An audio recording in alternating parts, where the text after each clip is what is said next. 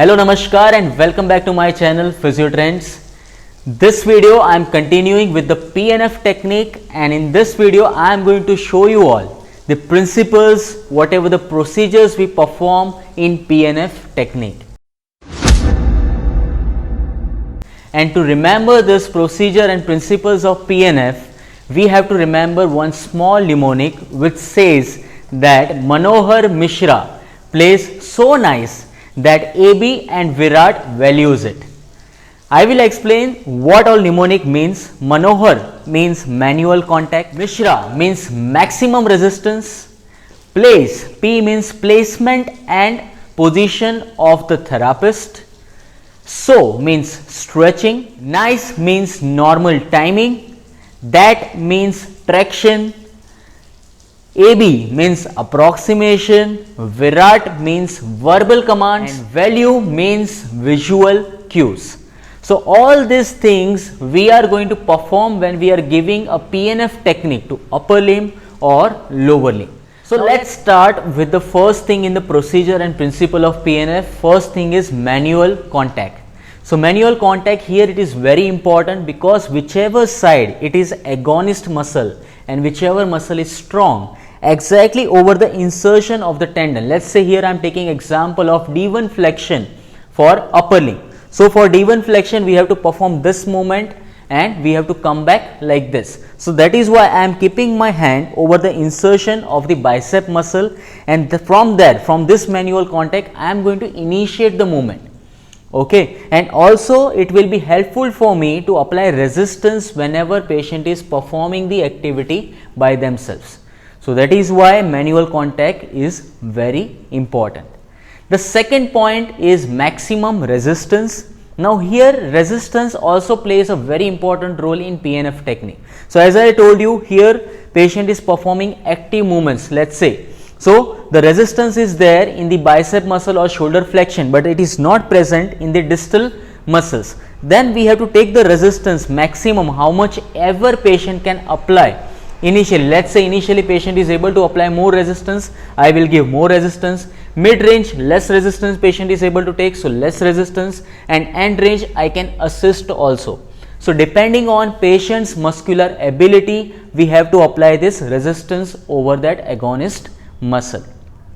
Third thing, what comes after this is Manohar Mishra place. So P is for placement and the position of the therapist. So as I just explained, if being a therapist, for performing D1 flexion, if I stand over here and perform it, it becomes very difficult for the therapist to carry out the movement in proper pattern. So that is why always therapists have to be facing the patient, keeping both the hands in such a way that full movement can be performed and all the components can be involved. So that is why position and placement of the therapist is very important in the PNF. The next is so, which is stretch. In this we need to understand two things, which is stretch reflex and pre-stretch. So let's say here I want to go for D1 flexion. Before this I am taking this limb for slight extension, which is called as pre-stretching, so that I can initiate more movement in the muscle and then going for the D1 flexion. That will give me more advantage in producing more movement for the patient's muscles. So that is what we call it as pre-stretch. And stretch reflex, again this is pre-stretch, and stretch reflex is before going for the movement. I am going more beyond the extension movement and then going for the movement. So because of that, again what will happen, extra movement we can produce in the particular pattern. So these two things we can utilize it while applying the PNF technique. Place, so nice is for the normal timing. Now while applying PNF technique also we have to make sure that you are producing the movement in a normal rhythmic pattern. It should not be like one movement very fast or one movement very slow. The timing has to be maintained in all the repetitions when we are performing the PNF technique. So that is why this principle, this procedure is very important. Nice. Then it comes that, which is for the traction. So whenever we are initiating the movement, along with the placement, position of the therapist, we also should apply a slight traction in that particular proximal joint and then perform the movement. Again, this will give us advantage for improving more range of motion for that particular limb. After traction, we have to go for approximation. So when we reach the mid range over here, we can also give the approximation. Now we all know that what benefits it gives us, especially for the neurological conditions, which is traction and approximation techniques. Because of that, we can perform the contractions in the muscles, we can improve the joint proprioceptions. So that is why this traction and approximation are very helpful when we are doing it along with the PNF technique. After the joint approximation, it comes the verbal commands. It is very essential that you give verbal commands appropriate to the movements. Let's say patient is unable to perform full range of motion and you want patient to perform more range of motion. So your voice commands should also be more in enthusiastic way. In case if patient is not able to perform the movement and you give command like, okay, just lift the weight, lift the hand up and take it down.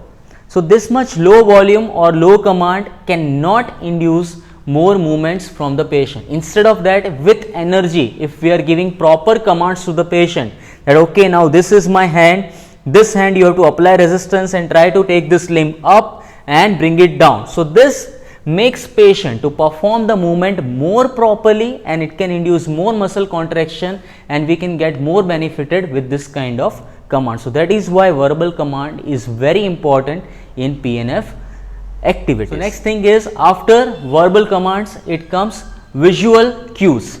So it is not just that we have to ask patient to perform the movements, but also we have to ask patient to visualize the movement which patient is performing.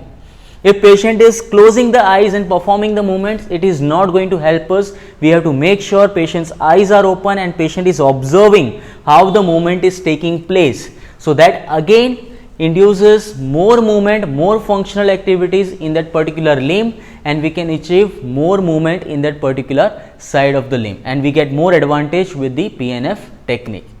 So these are the procedures that we have to follow while applying PNF technique for any upper limb, lower limb, neck or trunk.